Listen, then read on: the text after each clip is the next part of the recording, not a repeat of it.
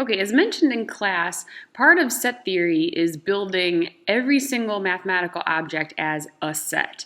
So in this chapter, we're going to study relations, and I want you to kind of keep in the back of your mind the idea that many of the objects that we study in mathematics are relations. For example, functions are relations. We haven't viewed them that way, but so we're going to create relations actually as sets.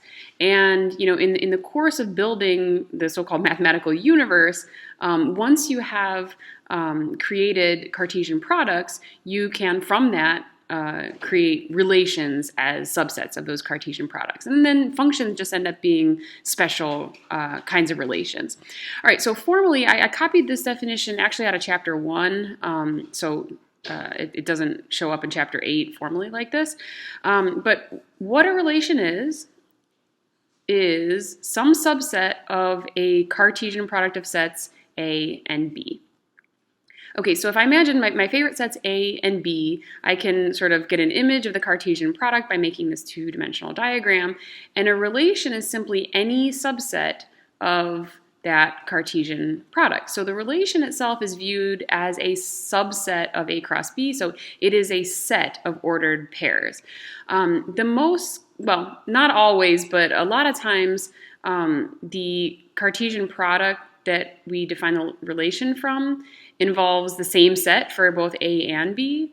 So most of the examples that we're going to go through are relations on A cross A, and in that situation, we just call the relation a relation on the set A. So look at the examples in the book. I presume that you've read the section already. The less than relation can be viewed as a collection of ordered pairs. So I'm going to write it as a set. This is super awkward, but this is formally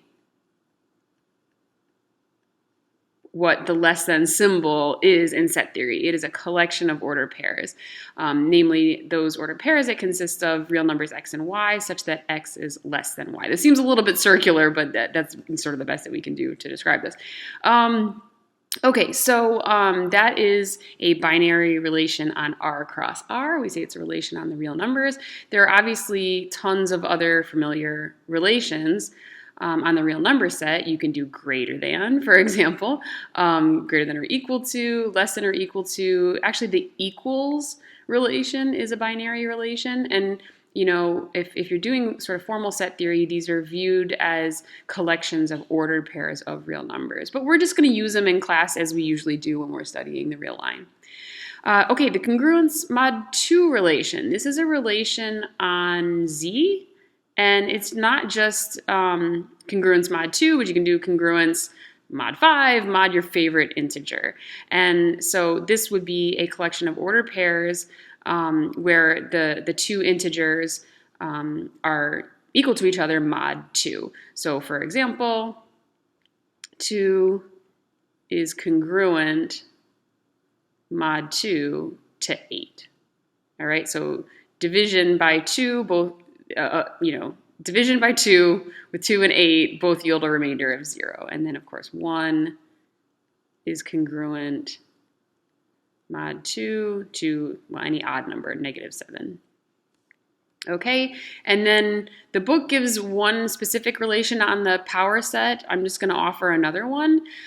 So given any set A, you can define a relation on another set, the power set of A. So technically this relation is a collection of ordered pairs from power set A cross power set A, and we can view the subset as such a relation.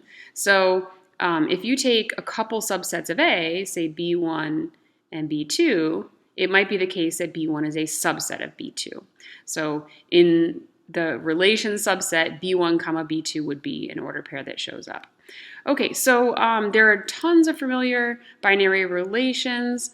Let me go through one more definition, and then we'll get into some examples, working with relations.